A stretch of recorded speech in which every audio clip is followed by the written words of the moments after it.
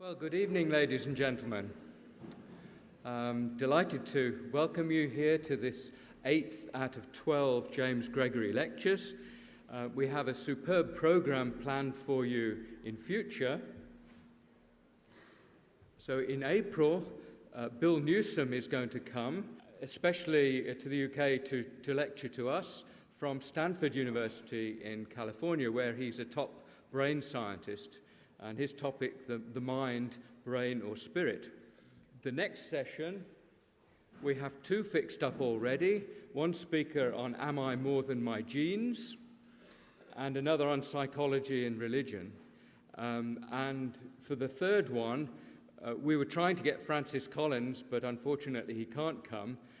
So instead we're trying to get Rowan Williams to come along. So we'll watch this space, basically. If you're not on the email list and you'd like details of the lectures, please give your email to one of the ushers as you leave, or let me know, email me. You can find my email easily just by Googling Eric Priest.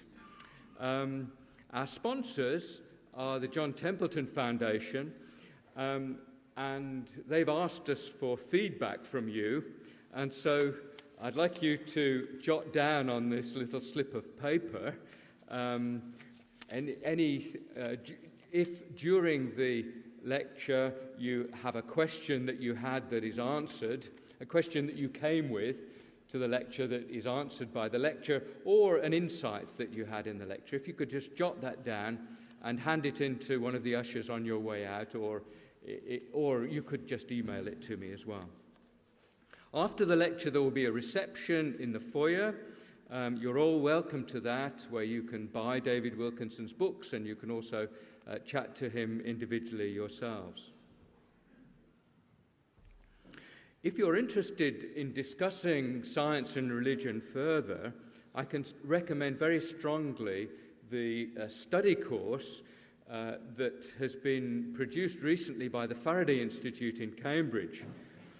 They have a DVD, and it features David Wilkinson, John Polkinghorne, and many other famous people working in issues of science and religion. It was constructed by a really bright young lass called Ruth Bankovich, and in fact she's going to come and visit St Andrews on Tuesday the 2nd of March, and will give two talks, one at 4 o'clock and the same thing repeated at 7:30, in which she's going to describe the course, give you excerpts from it, and so on. So you're very welcome to come along to either of those two slots if you're interested. It's a great privilege to have David Wilkinson with us today to talk on God and the Big Bang.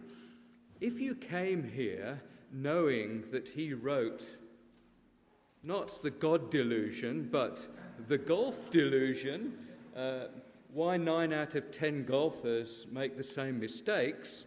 If you came thinking that, then I'm sorry to disappoint you. This was a different David Wilkinson.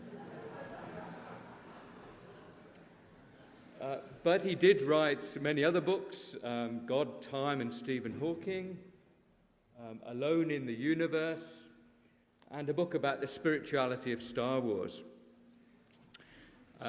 He did his PhD in astronomy in Durham on star formation and galaxy evolution, and then he was ordained as a Methodist minister and worked in Liverpool for some years. He later returned to Durham, where he did a second PhD, this time on systematic theology, where he explored Christian eschatology and the future of the universe, and a book on this subject is due to appear in the summer. So please give David Wilkinson a very warm welcome.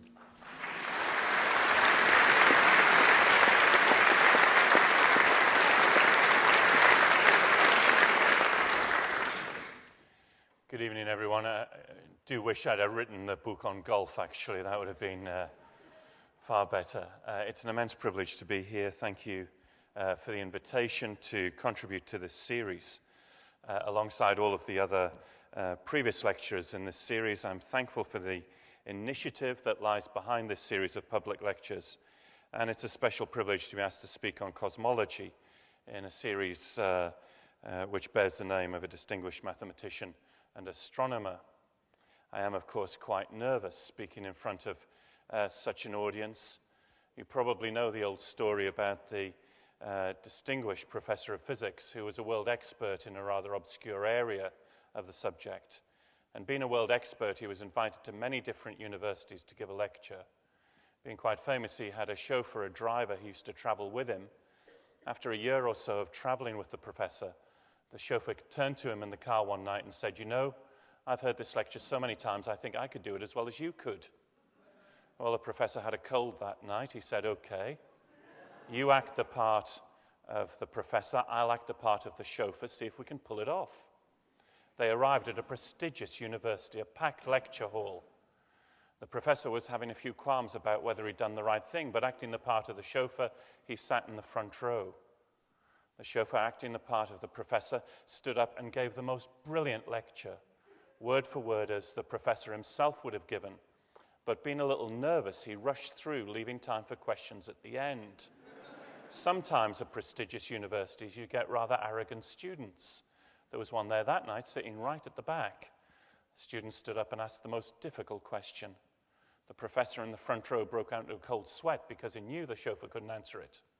But the chauffeur turned to this rather arrogant student and said, "You know, I'm surprised they let people like you into university these days. For that question is so simple, I'm going to ask my chauffeur to answer it."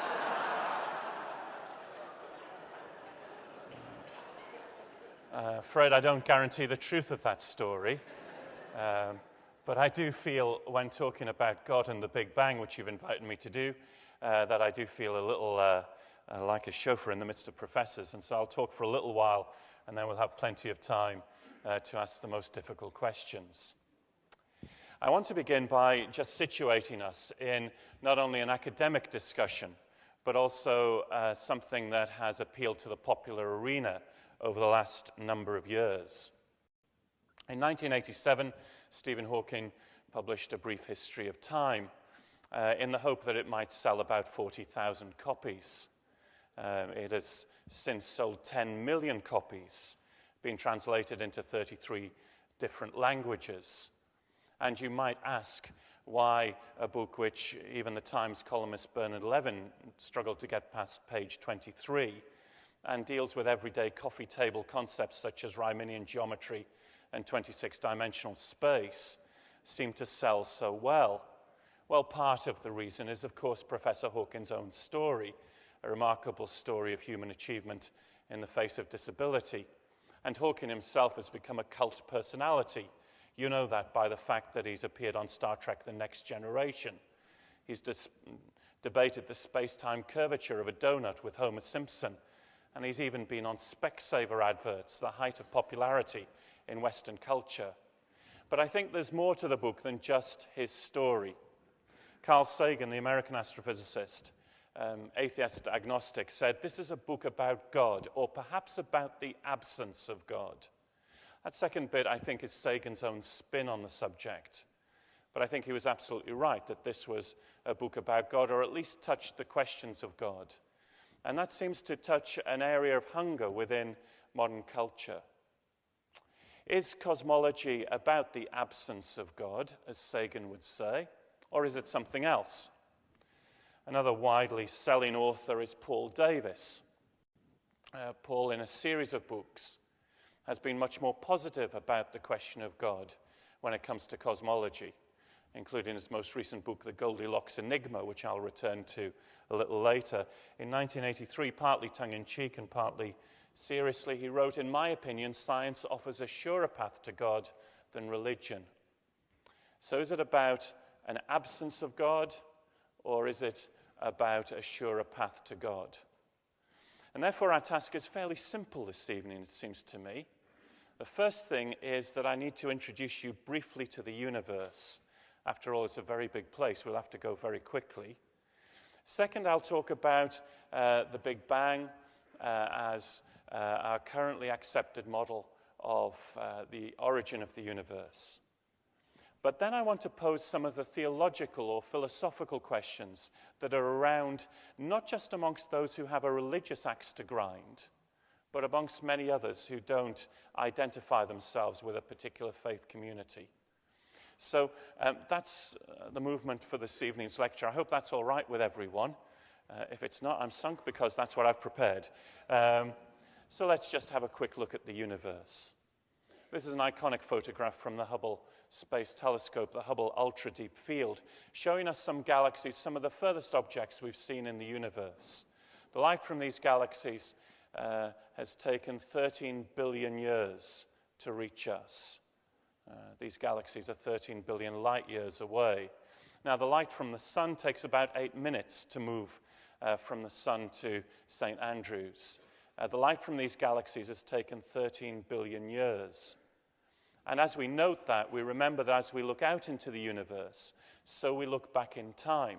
We see these galaxies as they were 13 billion years ago. In fact, we can draw it something like this. Here we are looking out into the universe, and as we look out, we look back in time. Here's the Hubble Ultra Deep Field region, that photograph that I've just shown, within 1 billion years of the Big Bang itself. Some people occasionally ask, will you be able to see all the way back to the Big Bang? Well, unfortunately, the universe becomes very cloudy round about here. But we see a universe which is dynamic, a universe which is complex, a universe which is very beautiful. Let me try and show that to you in a slightly different way.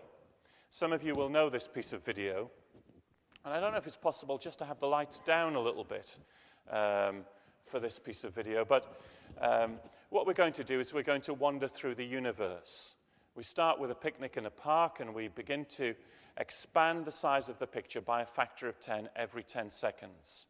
So every 10 seconds, you're going to be 10 times further away from the picnic in the park. This begins to allow us to see the universe at different scales and see different structures within the universe. As we move from our high-flying aircraft into an Apollo rocket or a space shuttle, we begin to lose any sense of, let me get rid of that hand right in the middle, or we haven't got onto the handprints of God yet. We see this great lake, and you see the continent of North America beginning to emerge.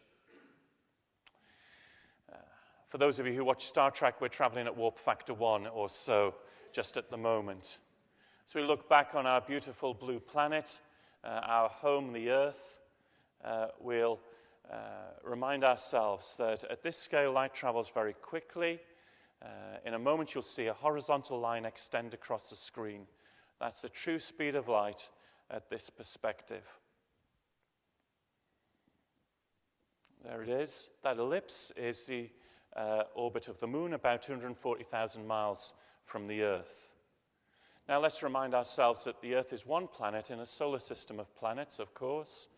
This is the orbit of the Earth, and our near neighbors, our rocky planets, the inner planets, and you begin to see emerging the orbits of Mercury, Venus, Mars. The center of our solar system, our hot ball of hydrogen gas undergoing nuclear fusion, the Sun.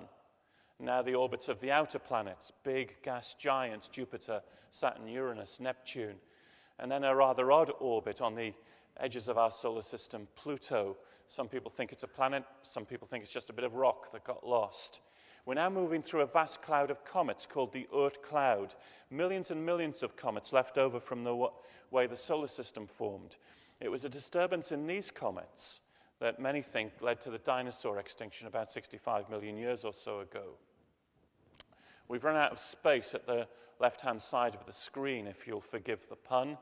And so in a moment, we're going to change distance scales. We'll talk about light years. And as we begin to move to about 10 light years, our view of the universe begins to change again. We see that our sun is one star in a collection of stars. Our local collection of stars, our galaxy, the Milky Way. A collection of about 100 billion stars, also vast clouds of molecular hydrogen that are the maternity hospitals for stars, typically giving birth to about 10,000 stars or so, lots of dust. And if we were to go out of our galaxy and look back on it, this is what it would look like. A spiral pattern of gas, dust, and stars. From one side of our galaxy to the other is a distance of about 100,000 light years. And now we begin to see the universe again in a different way. Each of these dots of light will be a galaxy, typically containing 100 billion stars. Galaxies cluster together. That's very important to understand where the universe came from. Our local cluster, the Virgo cluster. How many galaxies are there in the universe? Well, it's of the order of 100 billion. Now, I know it's late on a Thursday evening, but how many stars are there in the universe? Very easy, 100 billion galaxies typically containing 100 billion stars. Multiply 100 billion by 100 billion, and the answer is a lot. Well, we've gone out in terms of expanding the size of the picture. Let's retrace our steps now. We'll go a little quicker than on the way out because you've seen the animation. We go back into our galaxy, and then we hopefully will be able to find our local star, the Sun.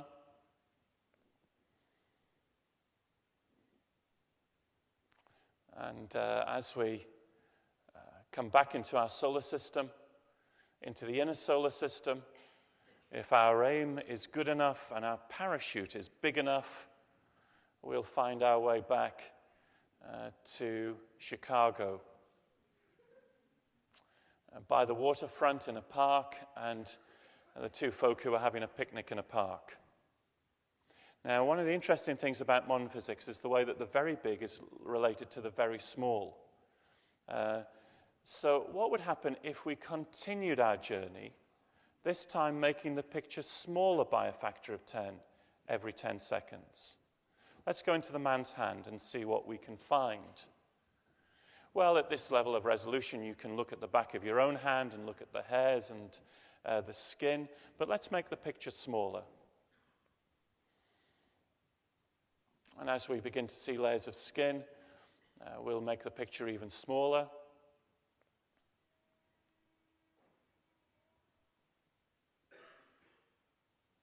These are blood vessels beginning to emerge. Let's go inside a blood vessel. Even with musical accompaniment, which is great. This is a white blood cell. Inside the white blood cell is the cell nucleus. And if we go inside the cell nucleus, you see beginning to appear the spiral coils of DNA, part of the stuff that makes us us. DNA is a complex molecule. What we're going to do is look at one atom in that molecule. It's going to be a carbon atom. You'll see it emerging at the center of the screen.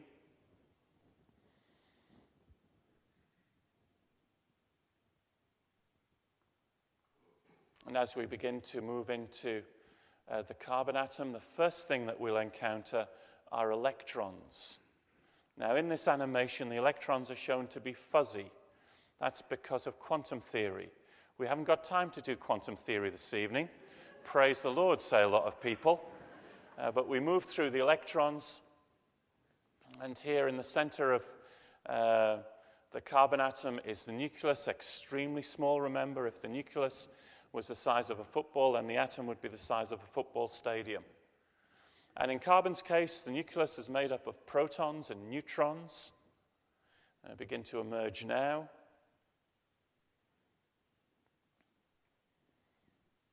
And the protons and the neutrons are made up of things called quarks. It's difficult to represent quarks because you can't drag them out of the protons and neutrons. There's a particular force that keeps them stuck in there. And that's about the extent of our journey.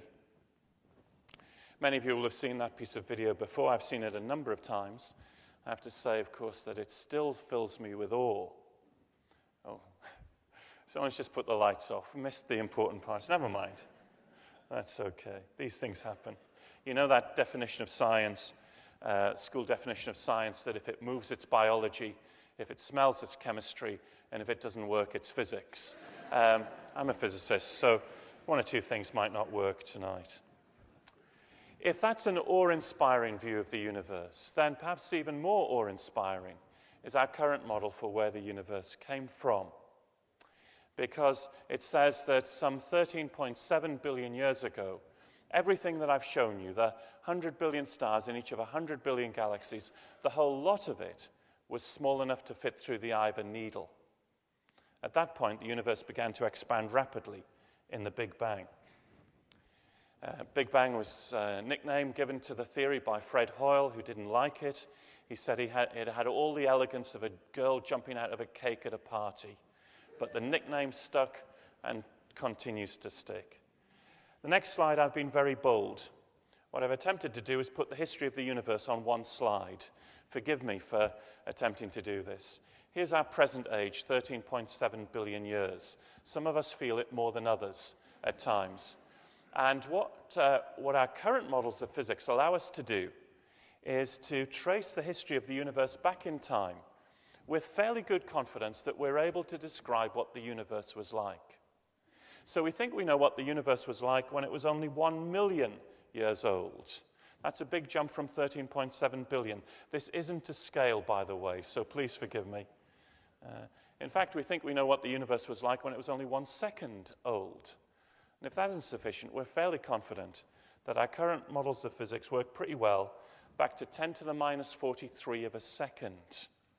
If you're not a mathematician, that's a shorthand way of writing 1 divided by 10 followed by 42 zeroths of a second. Now, if you're a biologist or an engineer or a normal person, if you know what I mean by that, you'll basically say, isn't that zero? Well, not quite. At that point, our current laws of physics break down, and I'll need to come back to why that is. But it's extremely frustrating for physicists. It's as if you've seen the whole story, and then just before you get to the really interesting point, the story breaks down. But at 10 to the minus 43 of a second, the universe is very small indeed, a fraction of a centimeter across. As it expands, it cools. At 10 to the minus 35 of a second, quarks appear in the universe. Between 1 second and 1,000 seconds, the protons and neutrons get together to form hydrogen and helium, little bits of lithium and deuterium, but nothing much to write home about. And then to cut a very long story short, over vast years, stars and galaxies appear in our universe. Now, you may be sitting there thinking, well, that's all well and good, but how do you know that it's true? After all, as the Lord said to Job in the Old Testament, where were you when I laid the foundations of the world? To say the same thing to cosmologists. Of course, cosmology is a little different from the way that science is often portrayed. You can't ask an undergraduate to go into a lab and explode a universe in a big bang. It's something that's a one-off event. So cosmology is rather like a detective story. When Miss Marple appears on the scene of a crime, she hasn't seen the crime happen. What she does is look for clues or pieces of evidence to reconstruct what the best model is. And the best model is constructed on 3 pieces of evidence. The first was a piece of evidence gathered between 1910 and 1930. Astronomers began to look at distant galaxies and see that the light from those galaxies was redder than they expected it to be. In 1929, Edwin Hubble said that's Doppler shift. I don't know how many of you know what the Doppler effect is. Even if you don't know the name, you've probably experienced it. If you stand on a motorway service bridge, the sound of a car towards you and away from you is different. It's a kind of meow type effect. That sounds more like a cat than a car, doesn't it? Imagine a high-speed cat coming towards you or away from you. The sound that you hear is different because of the motion either towards you or away from you. The frequency that you hear is affected. To dig myself even deeper into this bad illustration, imagine this cat holding a torch and traveling close to the speed of light. As the cat moves towards you, the light from the torch will appear blue. As it moves away from you, it will appear red. And what Hubble was suggesting was that the light was redshifted because the galaxies were moving away from us. Or, to put it rather more strictly, the space between the galaxies was expanding. And wherever you are in the universe, you see this effect. And, of course, astronomers then said, well, if we know the universe is expanding, and we know roughly how quickly it's expanding, we can work out when it was all together. That was the first piece of evidence. The second piece of evidence had to wait till 1965, when Arno Penzias and Robert Wilson were trying to bounce microwaves off satellites, early telecommunications experiments. The trouble was that they got a static or interference on their experiment. They couldn't get rid of it. At one point, they even thought it was pigeon droppings inside the antenna of their telescope. Cleaned out the pigeon droppings, it was still there. What they'd stumbled on was the microwave background radiation, a form of radiation that pervades the whole universe, produced in the first moments of the Big Bang. That was the second piece of evidence. And the third piece of evidence was when we were able to measure the amount of helium in the universe and find that it was in good agreement with theory, observation and theory tying together. More recently, we've had a little more detailed evidence from the microwave background radiation, as well as galaxy clustering. But this from the Wilkinson microwave anisotropy probe, which looked at the microwave background radiation in terms of temperature variations and polarization, confirmed not everything, but confirmed overall a picture of the Big Bang, but also reminded us that there are certain things that we don't know. One of them particularly embarrassing, and that is we don't know a great deal of what the universe is made of. Around 23% of the universe we think is possibly in the form of dark matter. We call it that because we're not entirely agreed what it is, apart from when the Large Hadron Collider is able to work and tell us what it is. But another 73% of the universe in the form of dark energy, a form of energy which we're not entirely agreed on what it is. Now, you don't need to be a great mathematician, which says if those two figures are right, that means that we only know 4% of what the universe is made of. That's rather embarrassing to cosmologists, although not depressing, because we actually know that we don't know what we don't know, if you see what I mean. However, there's another problem with the Big Bang, and that is why our present laws of physics break down at 10 to the minus 43 of a second. In order to try and describe this to you in the next 30 seconds, I need to describe both, well, let me go back to that. I need to describe both general relativity and quantum theory to you in about 30 seconds. If you're not already switched off, now is the time just to take a little snooze. Let me put it like this. General relativity, discovered by Albert Einstein, deals with things on the very largest of scales, with stars and galaxies and the universe itself. And wherever you apply it, it works beautifully. Quantum theory, and here's one of its main proponents, Niels Bohr, deals with things on the very smallest of scales, protons, electrons, and wherever you apply it, it works beautifully. However, there is one point in the universe where these two theories, which normally work pretty much separately, come together. And that's at 10 to the minus 43 of a second. At this point, the universe, remember, is very small. Quantum theory says, this is my area. Hold on a moment, says general relativity. We're talking about the whole universe here. This is my area. And the trouble is, they don't quite fit together. That's why Hawking and many others are looking for a way to unite these theories into a quantum theory of gravity. The fact that our laws of physics, for this and other reasons, break down is very frustrating, as I said. A number of years ago, Robert Jastrow, an astrophysicist, wrote a book called God and the Astronomers and talked about the frustration of our laws breaking down at this point. He wrote this, and forgive me for the sexist language. He said, "For the scientist who has lived by his faith in the power of reason, the story ends like a bad dream. He's scaled the mountains of ignorance, he's about to conquer the highest peak, and as he pulls himself over the final rock, he's greeted by a band of theologians who've been sitting there for centuries." Well, you can see maybe where I'm going next. We've talked about the universe, we've talked about the Big Bang. Are you still with me, roughly? I want to go on and talk about some of the theological questions that come out of this, if I may. But before I do, let me just pause for a moment and note that as someone who's a Christian, part of the Christian church, I need to acknowledge that there is a diversity of view within the Christian church on some of these matters.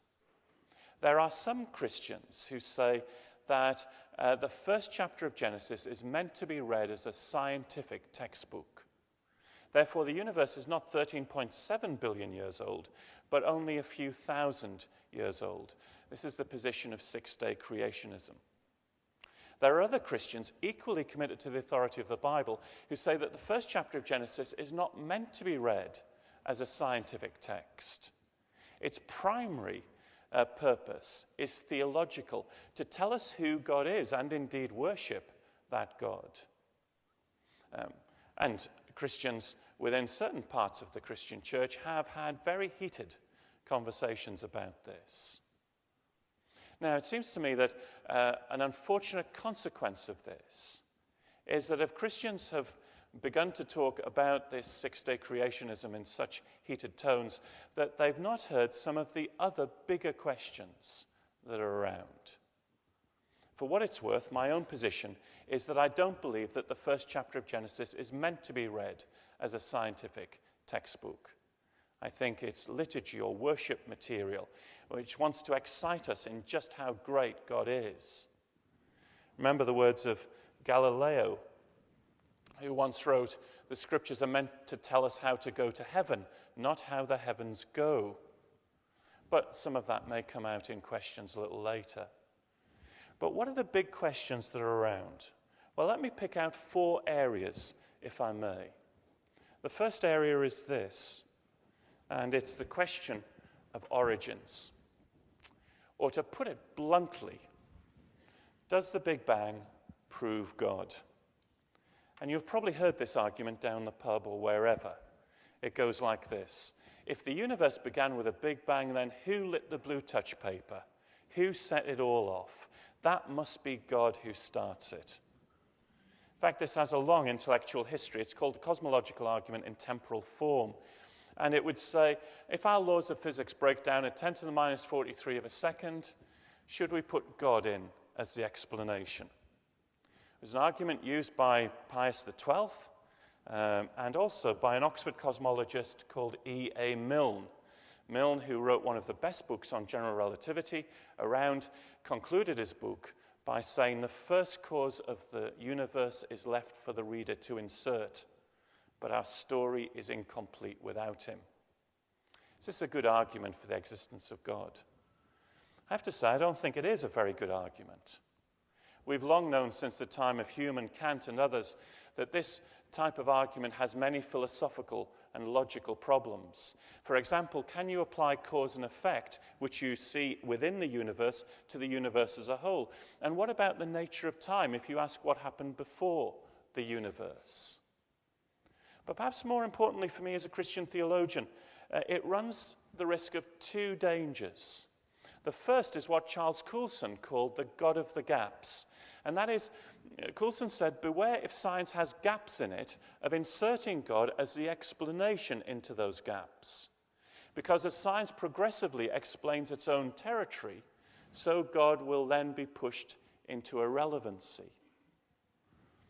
And the second problem is the problem of deism, which often is a consequence of this argument. The deists believed in a God who started off the universe and then went for a cup of tea, not to have anything more to do with it. That's not the Christian understanding of a creator God. The Christian understanding of a creator God, found in images within the scriptures, it's not about a God who reaches out his hand and lights the blue touch paper of the Big Bang, but a God who holds the universe in the palm of his hand, keeping it in existence. So the writer of the letter to the Hebrews talks about how he upholds the universe by his word of power. The images are not, if you like, of God smashing a champagne bottle against the hull of the universe and pushing it out to sea, saying, cheerio, folks, see you on Judgment Day. I mean, the images are almost more of God as the one who keeps the whole thing together, keeps it afloat. So Paul writes to a group of Christians in Colossae and says, in him all things cohere or hold together. The Christian understanding of creation is not of a God who simply interacts at 10 to the minus 43 of a second, but a God who moment by moment keeps the whole creative process in existence. For a number of scientists, therefore, the question, where do the laws of physics come from, becomes important. You see, as Hawking and others come along and say, science will fill in that 10 to the minus 43 of a second. In A Brief History of Time, Professor Hawking gave a possibility for how that happens. If you believe in a God of the gaps or a deistic God, then Hawking becomes a threat.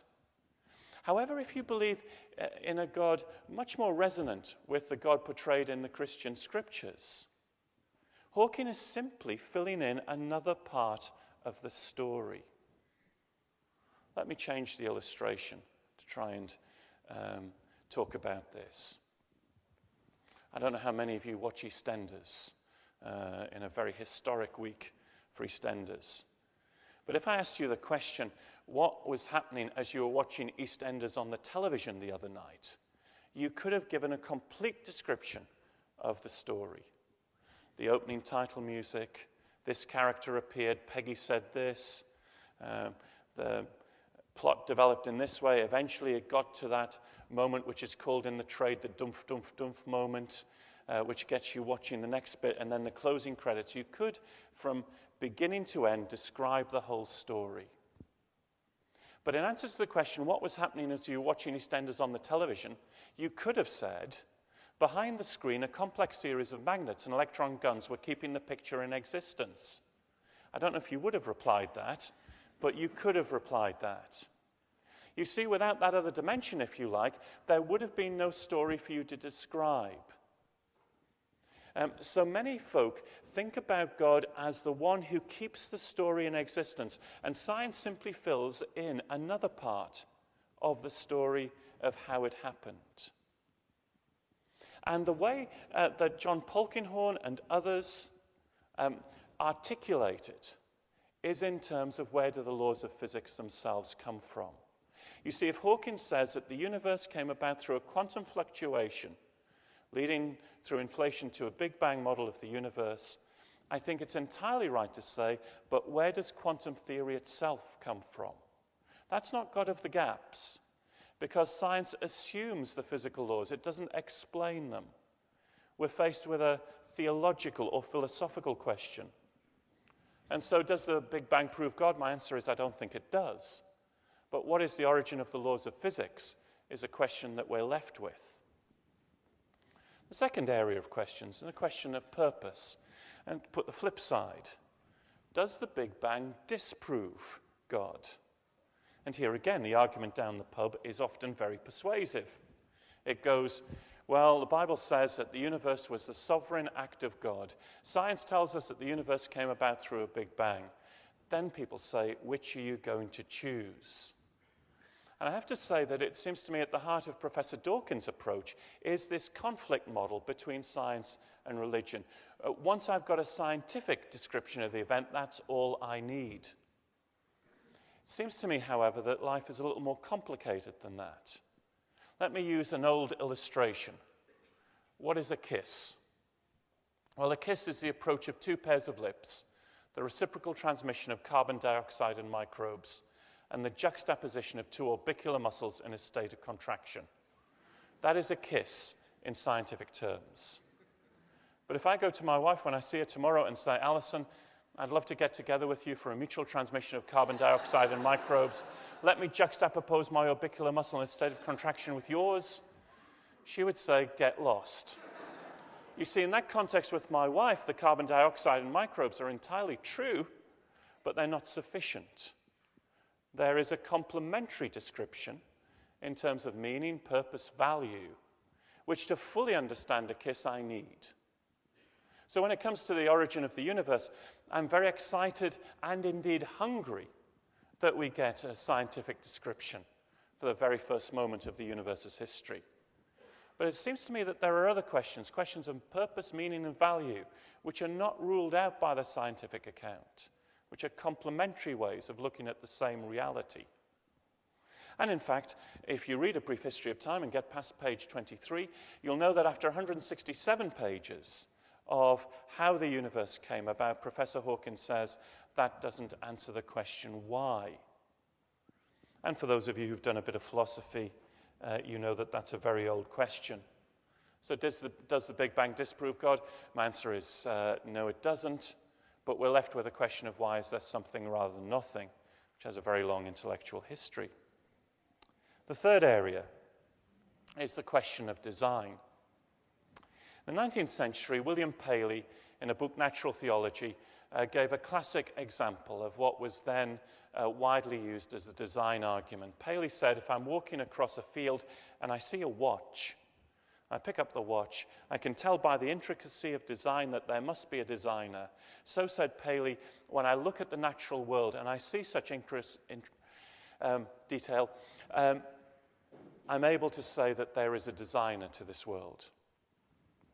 Of course, human Kant had given philosophical reasons why this didn't work, but it was Charles Darwin, with his alternative model of how design came about in the natural world, that really brought about the demise of the design argument.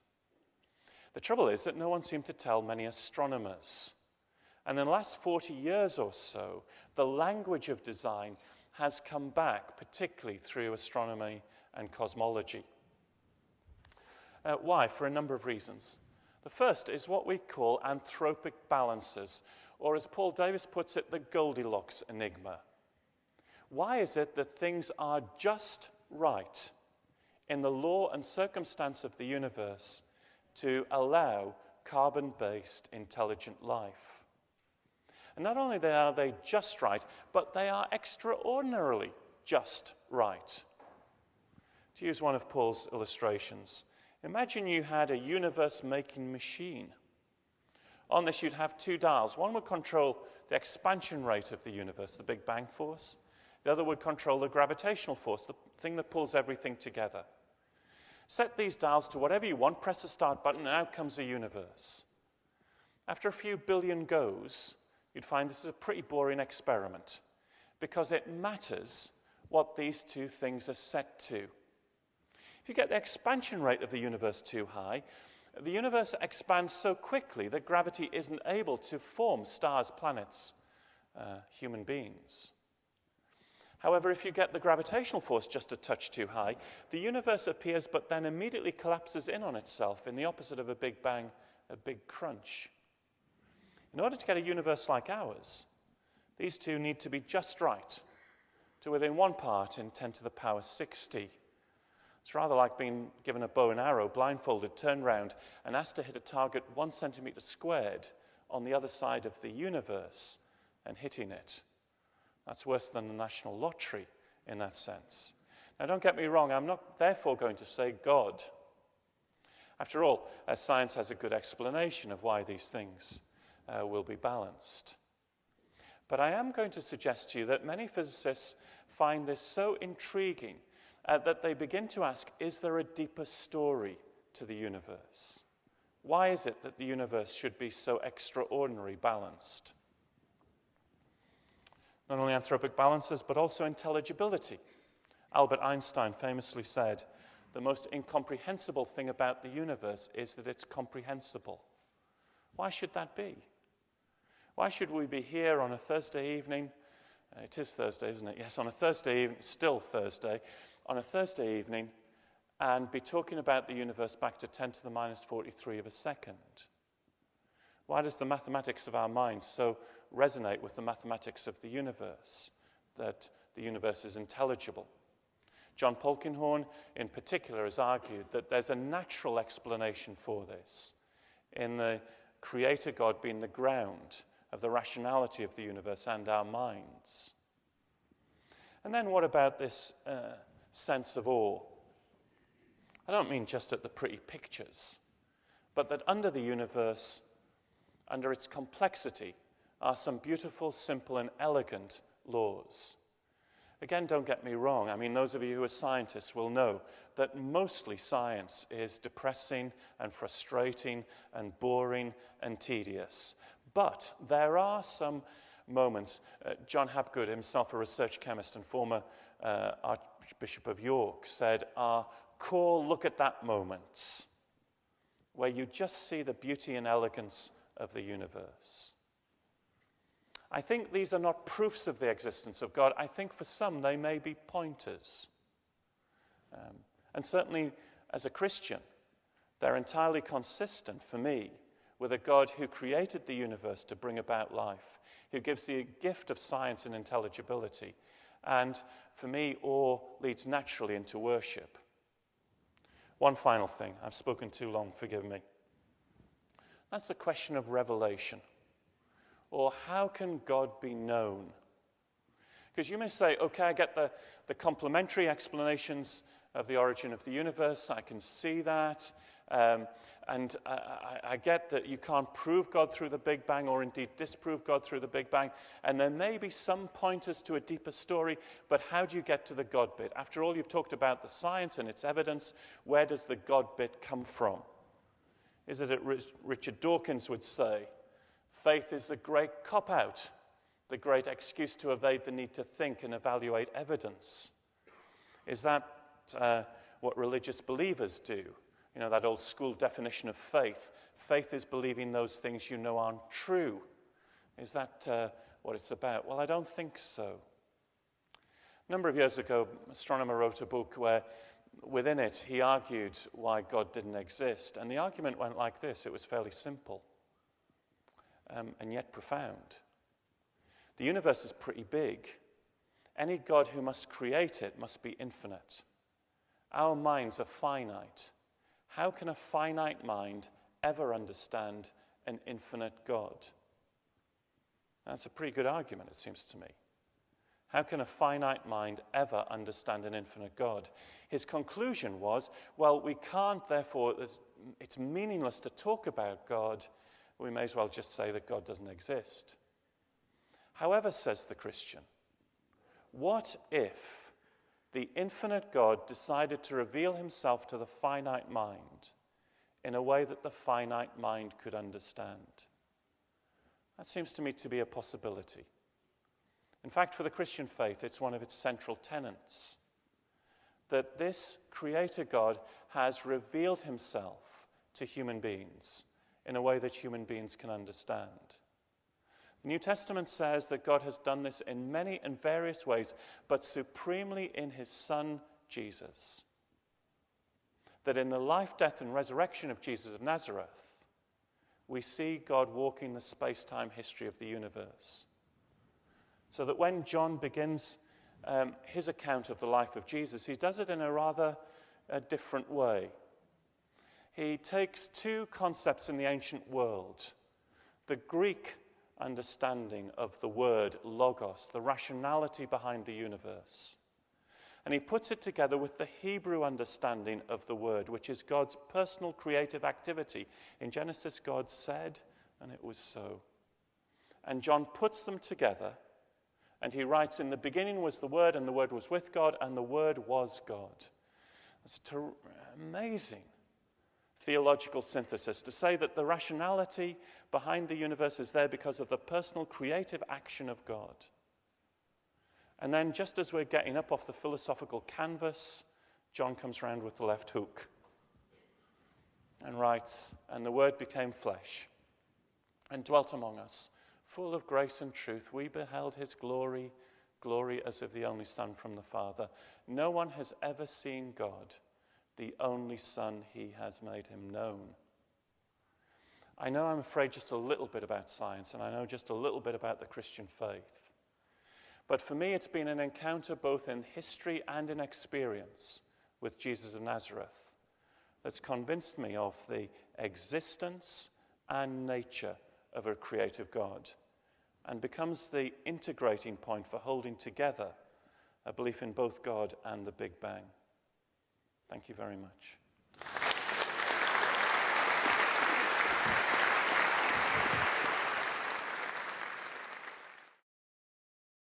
Thank you. Hi, I'm up here. Sorry. Hello, sorry. A couple of years ago, the guys at CERN switched on the Large Hadron Collider with a lot of fanfare, and I think, to my knowledge, it broke like the next day or something like that. But just a question: they're trying to close that gap that is at the beginning of time. I just wonder, what is your opinion on whether or not that gap will be closed?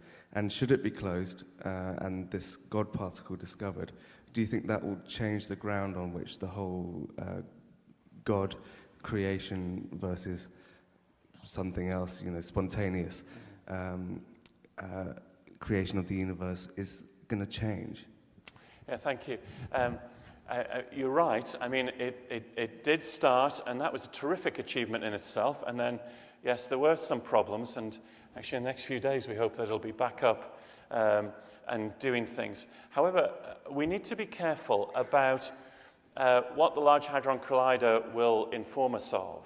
I talked about how we hope it might tell us what the dark matter is, and then it might help us to discover, or at least be sure about, the existence of the Higgs boson, which in various particle physics allows us to understand mass. Now, it is called the God particle. And on the day of the launch of the Large Hadron Collider, I spent a whole day in radio and television studios being asked what the religious significance of the God particle is. And I had to remind people that the reason it's called the God particle is in one writer who was writing about how frustrating this particle was to discover, in his manuscript, which he submitted to an editor, wrote, "This goddamn particle." And the editor said, "You can't call something a goddamn particle. Why don't we just call it the God particle?"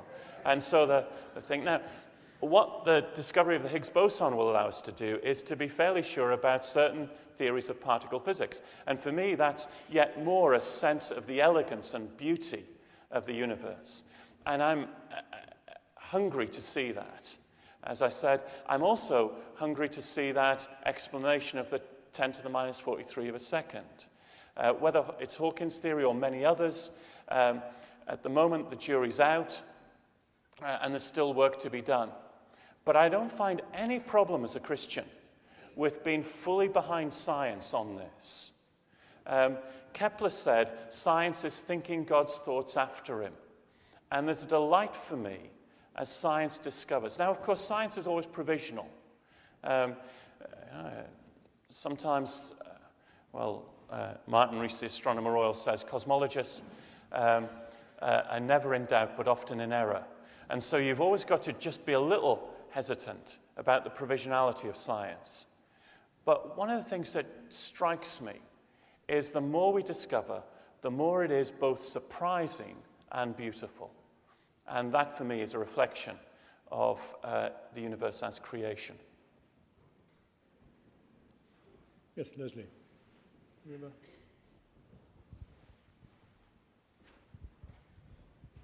You asked the question, what is the origin of the laws of physics? And I'm not sure I understand the question.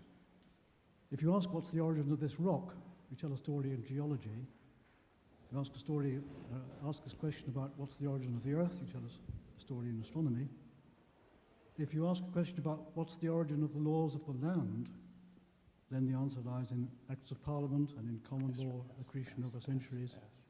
But the origin of the laws of physics, I really don't know what that question means. I think it's a question of philosophy or theology, and I'm sorry that I wasn't clear in trying to communicate that. I think it's a philosophical question about the origin of the laws of physics. I don't think that's an inappropriate question to ask.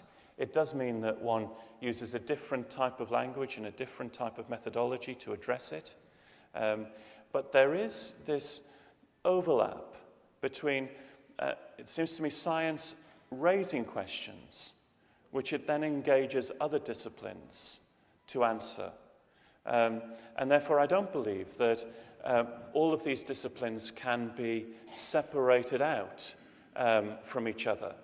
I believe in a model of dialogue where you have overlapping parts of the circles, in which you have a messiness but a fruitfulness at the same time. And so in terms of answering the question, where do the laws of the land come from? You would employ history. I think you would also have some theology in that, a number of other disciplines. But the origin of the laws of physics for me is a philosophical question, which science raises but can't answer. Question there behind you. You haven't raised the matter of people positing a multiverse, and it does seem to me sometimes that people raise the concept of a multiplicity of universes as a way of evading the challenge of the anthropic principle. Would you agree that even if there's a multiverse, all these fundamental questions still have to be asked? Why isn't there just nothing? Yes, I would agree with that. And you're right to pick up that the multiverse is a very important part of this discussion at the moment. Forgive me for not having the time to engage with it. I think it says a number of things, the possibility of multiverses. And as many of you know, there are different theories of other universes. But first of all, I think it is a caution against religious people pushing anthropic balances too far in a revamped design argument. I said that Darwin undercut the design argument by providing an alternative explanation.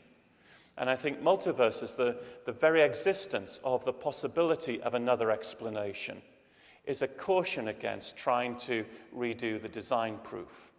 I think still we can talk about pointers, but not proof. However, I think then those who take the multiverse as the explanation need to be a little careful. It's often presented as a scientific explanation for anthropic balances. But one of the present problems with multiverse theory is how one passes information from one universe to the other. Now, if you're unable to pass information from one universe to another, then it's difficult then to say that these other universes exist in scientific terms. There may be a philosophical possibility, and that's fine to put aside other philosophical theories of origins. But often in popular science books, they're presented in that kind of way. So I think I've got caution about pushing them too far, as often people do. I think we need to take them seriously. And then final thing to say is I don't worry as a Christian about whether there are many universes. After all, I've talked about a universe of 100 billion stars and 100 billion galaxies. A few more zeros on the end of that wouldn't worry me too much. For all of this, for me, is a reflection of the extravagant creativity of God. Hi. I'm not a physicist, so I'm sorry if my question is too easy even for a driver. I would love an easy question after the ones that I've had. Yeah, but as far as I know, there are theories that say that the universe is going to end, namely Big Crunch and Big Freeze. So how the idea of that universe is going to end can be connected to the idea of God, reason, and meaning? Yes, thank you. I think the evidence is fairly strong now that the universe will not go to Big Crunch, but will continue to expand forever and indeed accelerate in its expansion. That means, however, that the universe will eventually end up as a cold, lifeless place. An end in futility is what modern physics says that the universe will have. Now, for me as a Christian, that's not terribly worrying, because alongside the Christian understanding that creation is good, created by God, is another theme which begins to emerge, particularly in the New Testament. And that is the theme that God's purposes are not just for this universe, but for a new heaven and a new earth, or new creation, as one of the central categories in the New Testament. That God's purposes go beyond this universe, go beyond futility, to transform this creation into new creation. Now, there's a parallel here to human future. In one sense, all of us are destined to futility. We're all going to die.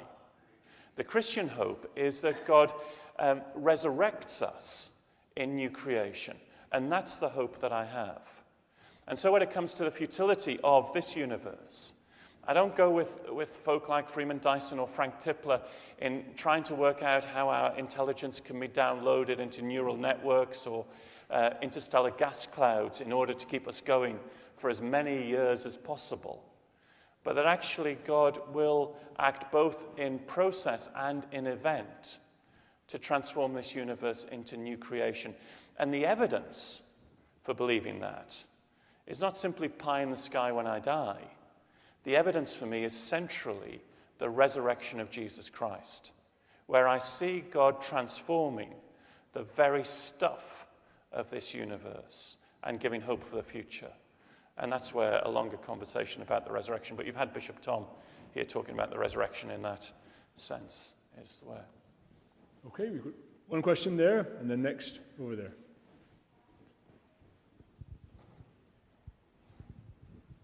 Good evening. In a fortnight's time, I'll be over in Dundee University. Not a plug for there, but just to promise the question to the Islamic Society, who will be speaking on is evolution true?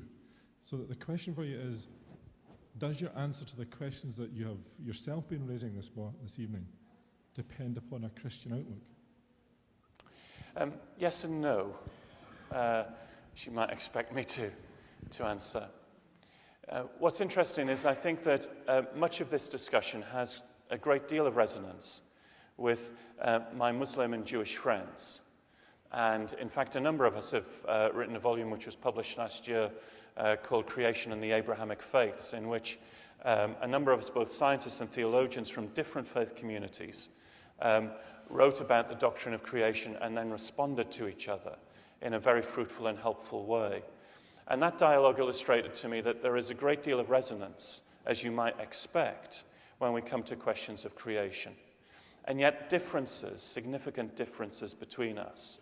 So that I don't view it as being the least common denominator. For when I talk with my Muslim and Jewish friends, there are significant differences, particularly around what I talked about, the revelation of God in the life, death, and resurrection of Jesus of Nazareth.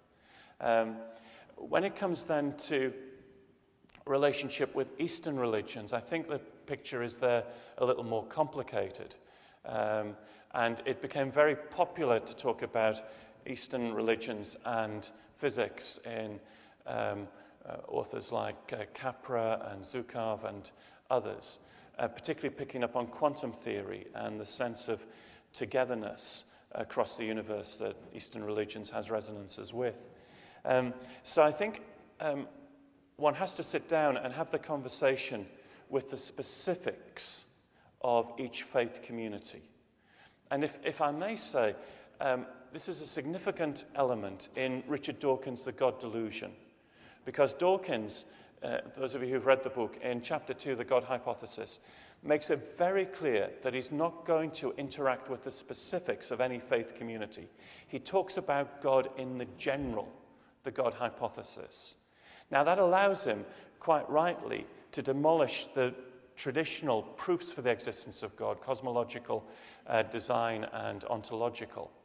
But I think he doesn't do justice to faith as it really is, because each of these faith communities does talk about God, but also there is a specific nature to the faith which we need to take seriously if we're going to engage with religion in today's world.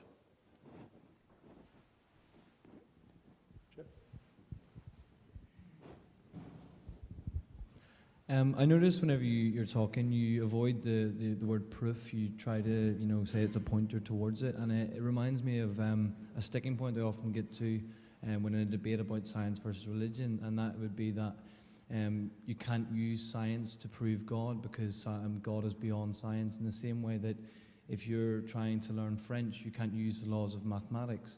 So the first part of the question would be, would you think that's a fair analogy? Or would you say that you can actually come to a proof of God through science? And secondly, if you can't come to a proof of God through science, excuse me, what is the purpose of such sort of looking into things like the Big Bang in order to look for God in science? Yeah, thank you. I don't believe that you can prove God through science. I think science, however, can give you evidence, both for and against the existence of God. pointers I've talked about this evening. I think that's for a number of reasons. The first is that I don't believe that science is the only source of truth in the universe. I think science is very successful because it limits the type of questions it asks of the universe. But there are other questions which other disciplines need to engage with. The second thing is that Christian faith says at the heart of the universe is not an impersonal reality, but a personal being. And it seems to me that proof, when we talk about relationships, doesn't quite fit. I might ask the question, does my wife love me? Well, I can look for evidence for that. Did she buy me a Valentine's card? Would tell me something. Does she run screaming out of the room every time she sees me? That would give me certain evidence towards it. But I only know that she loves me if, on the basis of a certain amount of evidence, I'm prepared to trust myself into a relationship. At that point, I know that I'm loved.